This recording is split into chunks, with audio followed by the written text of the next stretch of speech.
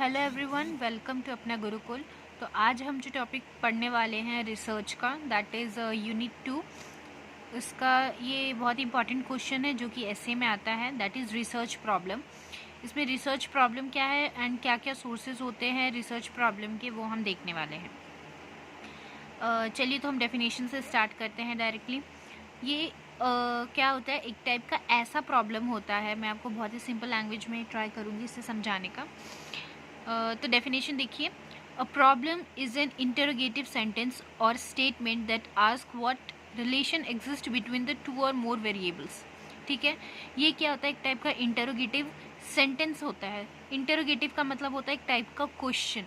जो प्रॉब्लम है वो एक टाइप का क्या है, एक इश्यू है, एक कंसर्न है टुवर्ड्स द सोसाइटी। हम इसके लिए कंसर्न है ना, हमें ये क्वेश्चन है हमारे लिए कि एक्चुअली अगर हमने कोई टॉपिक सेलेक्ट किया है तो वो क्या है, रिसर्च प्रॉब्लम हमने क्या है, प्रॉब्लम स्टेटमेंट हमने सेलेक्ट किया है कि इस सोसाइटी में, इस कम्युनिटी में क्या प्रॉब्लम है। तो वो एक टाइप का क्वेश्चन है जो कि हमें क्या करना है, एक रिसर्चर को क्या करना होता है, सॉल्व करना रहता है। इसीलिए इसको इंटरोगेटिव सेंटेंस बोला गया। ये क्या है, एक प्रॉब्लम जो है या प्रॉब्लम स्टेटमेंट जो होती है रिसर्च की, वो एक टाइप का क्या होता है, इंटरोगेटिव सेंटेंस, यानी कि एक टाइप का क्वेश्चन रहता है that ask what relation exist. और ये क्या बताता है कि रिलेशनशिप क्या है दो वेरिएबल्स के बीच में। ठीक है, एग्जाम्पल जैसे रिसर्चर स्टडी करना चाहता है कि what is the cause of lung cancer, और how the lung cancer is affected due to the smoking. ठीक है, स्मोकिंग कर रहा है कोई, तो स्मोकिंग करने का क्या इफेक्ट होता है, कैसे लंग कैंसर होता है। तो लंग कैंसर जो है एक वेरिएबल है, ठीक है, जो कि डिपेंडेंट वेरिएबल है। और इंडिपेंडेंट वेरिएबल क्या है, स्मोकिंग। स्मोकिंग करने की वजह से लंग कैंसर हो रहा है। तो इन दोनों वेरिएबल्स के बीच में क्या है, रिलेशन क्या है, वो स्टडी करना है, फाइंड आउट करना, दैट इज़ वो क्या है, हमारा एक टाइप का प्रॉब्लम स्टेटमेंट। तो वो क्या है, रिसर्च प्रॉब्लम कहलाती है। ठीक है, आई होप आपको समझ आया होगा। नेक्स्ट हम देखते हैं सिचुएशन। ये एक टाइप की सिचुएशन भी मानी जाती है, for which we have no ready और successful respondent by the instinct. इसका मतलब ये एक ऐसी सिचुएशन होती है जिसका आंसर हमारे पास इमीडिएटली नहीं होता है प्रेजेंट। ठीक है, इंस्टेंट हमारे पास इसका कोई आंसर नहीं होता है सक्सेसफुली। सो हमें क्या करना होता है, we must find out what to do. तो एक रिसर्चर को फाइंड आउट करना पड़ता है कि क्या करना है अब। ठीक है, तभी तो आप इसमें सॉल्यूशन फाइंड आउट कर पाएंगे। ये एक टाइप का क्या है, प्रॉब्लम हमारे लिए क्वेश्चन होता है एक रिसर्चर के लिए। अब उसे क्या करना है, सॉल्यूशन फाइंड आउट करना है। कैसे, आफ्टर एन इन्वेस्टिगेशन करके ही। ठीक है, आई होप आपको समझ आ गया होगा। नेक्स्ट मैंने अब इजी वे में एक और इसके लिए डेफिनेशन लिखा है, इट इज़ एन इशू और concern that researcher want to solve. ठीक है, and justify in research study. वो अपने रिसर्च स्टडी में जस्टिफाई करने की कोशिश करता है किसको, एक प्रॉब्लम को, एक इशू को, या फिर एक कंसर्न सोसाइटी के लिए, क्योंकि वो अपना कंसर्न दिखा रहा है, उसको सॉल्व करना चाहता है। उसके लिए कुछ जो है वेज, यानी कि आइडिया, तरीके ढूंढ रहा है कि इसको कैसे सॉल्व किया जाए। Okay, that is research problem. जो भी प्रॉब्लम होती है सोसाइटी की, एक प्रॉब्लम, एक इशू ही लेना है एक बार में सॉल्व करने के लिए। ओके, अब सोर्सेज कैसे, क्या क्या सोर्सेज हैं, मतलब कि हम कहाँ से ये जो प्रॉब्लम है, प्रॉब्लम स्टेटमेंट है ना, या रिसर्च के लिए प्रॉब्लम जो है कैसे फाइंड आउट करेंगे, क्या क्या सोर्सेज कहाँ से फाइंड आउट करते हैं एक्चुअली। ठीक है, तो चलिए वन बाय वन हम इसको डिस्कस करते हैं। तो डिटेलिंग में नहीं जाऊंगी मैं, इसमें आप पॉज करके पढ़ सकते हैं। जस्ट आई विल एक्सप्लेन, मैं एक्सप्लेन कर रही हूँ इसको। जस्ट देखिए, फर्स्ट आ जाएगा इसमें पर्सनल एक्सपीरियंसेस, अपनी डे टू डे लाइफ में, है ना, रोज़ की दिनचर्या जो होती है हमारी, ठीक है, डे टू डे लाइफ जो होती है, उसमें हम अपने आसपास देख के, ऑब्जर्व करके देख सकते हैं कि क्या प्रॉब्लम है। तो फर्स्ट हो गया पर्सनल एक्सपीरियंसेस से हम फाइंड आउट कर सकते हैं। Then practical experience. Practical experience है, आप कैसे याद रख सकते हैं कि हम प्रैक्टिकल्स के लिए कहाँ जाते हैं, हॉस्पिटल्स में। ठीक है, अब जो एक नर्सेज होती है ना, गेट प्लेंटी ऑफ आइडियाज़। वो जब हम प्रैक्टिकल्स कर रहे होते हैं, जब हम इंटर्नशिप्स में होते हैं, तो हमारे पास बहुत सारे आइडियाज़ होते हैं। हम आसपास देखते हैं, पेशेंट्स को ऑब्जर्व करते हैं, क्लिनिकल सेटिंग्स को, प्रोसीजर्स को। तो क्या क्या फाइंड आउट प्रॉब्लम्स है, इश्यूज़ हैं, हम इजीली फाइंड आउट कर सकते हैं। तो वो भी एक क्या हो गया, ज़रिया हो गया, एक सोर्स हो गया हमारे लिए पता करने का कि क्या प्रॉब्लम है, जहाँ से नर्सेज को एक प्लेंटी ऑफ आइडियाज़ मिल सकता है फ्रॉम देयर क्लिनिकल एक्सपीरियंसेस। ठीक है, अपने क्लिनिकल एक्सपीरियंस से वो पता कर सकती हैं। जैसे कि unrestricted visiting hours in surgical ward reduces the analgesic demand. जैसे कि अब ये भी माना गया कि पहले रिस्ट्रिक्ट कर दिया जाता था कि पेशेंट से नहीं मिलना है due to chance of spreading of infection के फैलने के चांसेस ज़्यादा होते हैं बाहर वाले लोगों से।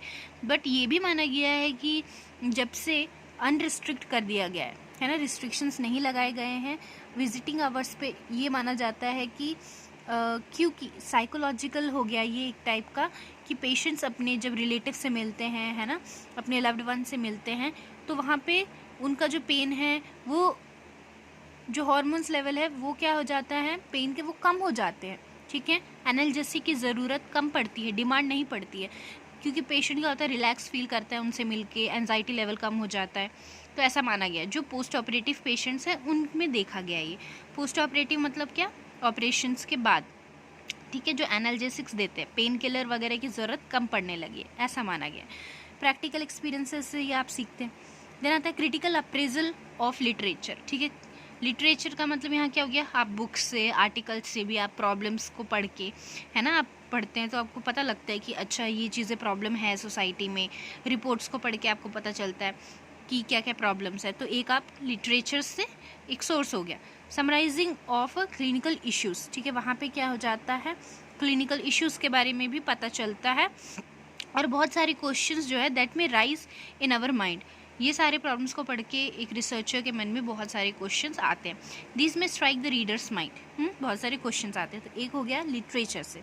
देन फोर्थ आता है प्रीवियस रिसर्च। प्रीवियस रिसर्चर्स को पढ़ के भी एक रिसर्चर को आइडिया मिलता है कि further research problem are suggested based on the shortcoming of previous research which can be investigation.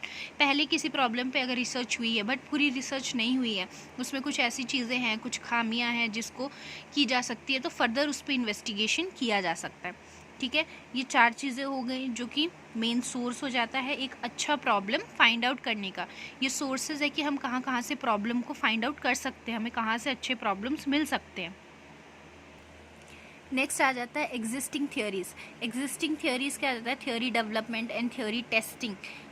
एक टाइप का ये प्रोसेस होता है। इसमें क्या होता है, जैसे कि आप इसे याद रख सकते हैं, ये थियोरी आ जाती है जैसे कि आपके एवरी ईयर में ईच सब्जेक्ट कंटेन्स थियोरी। ठीक है, वो थियोरी पढ़ के भी आपको बहुत सारे प्रॉब्लम्स का पता चलता है। ठीक है, जो भी आप सब्जेक्ट्स पढ़ते हैं वहाँ से आपको थियोरी मिल जाती है। Theory are subjected to testing the clinical situation. फिर आप उसको क्लिनिकल सिचुएशंस में टेस्ट करते हैं, है ना, आप क्लिनिकल एक्सपीरियंस के लिए जाते हैं तो आप बहुत सारी थियोरी अप्लाई करते हैं प्रैक्टिकल। ठीक है, प्रैक्टिकली आपको करने का मौका मिलता है। तो जब आप उन थियोरी को प्रैक्टिकली करते हैं तो बहुत सारे प्रॉब्लम्स का पता चलता है और बहुत सारी चीज़ें आपको पढ़ के पता चलती हैं आपके सब्जेक्ट्स रिलेटेड से। तो एग्जिस्टिंग थियोरीज जो है उससे आपको मिल जाएगी problem. Then social issues. Social issue क्या हो गया, आपके सोसाइटी, आपके इन्वायरमेंट, आपके आसपास जो भी ग्लोबली इश्यूज हो रहे हैं, सोशल प्रॉब्लम्स है, पॉलिटिकल इश्यूज है, हेल्थ केयर से रिलेटेड, वहाँ से मिल जाएंगे। देन 7th आता है ब्रेनस्टॉर्मिंग। ब्रेनस्टॉर्मिंग क्या हो गया, इसमें क्या होता है, न्यू क्वेश्चंस को फाइंड आउट करने का मौका मिलता है। यहाँ पे क्या होता है, जो इंटेंसिव टॉपिक्स होते हैं, जो डिस्कशंस होते हैं, वो ग्रुप ऑफ पीपल के बीच में डिस्कशन की जाती है। ग्रुप ऑफ पीपल जो है मिल के लोग आपस में बैठ के इंटरेस्टेड टॉपिक जो है, जो मेन मुद्दा है, जो कुछ इंपॉर्टेंट टॉपिक है या इश्यू है, उसके बारे में बैठ के डिस्कस करते हैं और सब अपनी अपनी तरफ से क्वेश्चन रेज करते हैं। इससे बहुत सारे क्वेश्चंस रेज होने से बहुत सारे क्वेश्चंस मिलते हैं उस टॉपिक पे, उस प्रॉब्लम पे। ठीक है, तो यहाँ से हमें एक प्रॉब्लमिक इश्यूज़ को फाइंड आउट करने का मौका मिलता है। देन आता है इंस्टीट्यूशंस। ट्रेडिशनली इंस्टीट्यूशंस होते हैं, ठीक है, जिसको गुड सोर्स ऑफ नॉलेज माना जाता है। Find out new research problem, good source for which may be use to formulate a good research. Institutions क्या है, पुराने जो भी इंस्टीट्यूशंस होते हैं, है ना, चाहे वो सिटीज़ में हो, है ना, चाहे वो ओल्ड आपके विलेजेस में हो। तो जब आप वो सब इंस्टीट्यूशंस में जाते हैं, आपको ओल्ड फाइंडिंग्स मिलते हैं, तो वहाँ से भी आपको कुछ प्रॉब्लम्स के बारे में पता चलता है जिसके बारे में कभी किसी ने रिसर्च नहीं की है, किसी ने फाइंड आउट नहीं किया है, तो आपके पास एक मौका होता है। देन आता है फोक लोर्स। ये होता है कॉमन बिलीफ। ठीक है, ये एक टाइप का कॉमन बिलीफ होता है जो कि राइट एंड रॉन्ग हो सकता है। जैसे कि ये माना जाता है कि एग्ज़ाम से तुरंत पहले पढ़ना नहीं चाहिए, उससे क्या होता है कि जो भी हमने पढ़ा होता है वो हम भूल जाते हैं। तो रिसर्चर ये फाइंड आउट करने की कोशिश भी कर सकता है कि सच में ऐसा है या नहीं है ना। तो ये हो गए कॉमन बिलीफ्स, अपने कॉमन बिलीफ ऐसा मानते हैं, तो वो हो जाता है फोकलोर्स में। देन आ जाता है exposure to field situation. Exposure, अगर हम किसी जगह पे खुद जाते हैं, ना कि एक जगह बैठ के थ्योरी पढ़ रहे हैं, लाइब्रेरी से हम है ना थ्योरीज कलेक्ट कर रहे हैं, सुन रहे हैं मोबाइल से बैठ के प्रॉब्लम सिर्फ, जबकि अगर हम कहीं पे प्रैक्टिकली जाते हैं, देखते हैं, है ना, किसी गांव में हम गए, वहाँ पे घूमेंगे, देखेंगे, लोगों से मिलेंगे, बातचीत करेंगे, तो क्या होगा, एक एक्सपोजर मिल रहा है हमें, है ना। We are going and exploring the society, exploring with the people, asking questions to them, उनके लाइफ स्टाइल्स के बारे में पूछना, उनसे उनके फूड हैबिट्स के बारे में पूछने से ये पता चलता है कि कितना हाइजीन है, हाइजीन का कोई इशू तो नहीं है, जो हाउसेस है वो किस तरह से बने हुए हैं, उनको डे टू डे लाइफ में क्या प्रॉब्लम्स फेस करनी पड़ रही है, चाहे वो मॉस्किटो से रिलेटेड हो, चाहे वो हाइजीन से रिलेटेड हो, चाहे वो कोई पीएचसी में कोई ट्रीटमेंट इश्यूज़ हों, एनी इशू।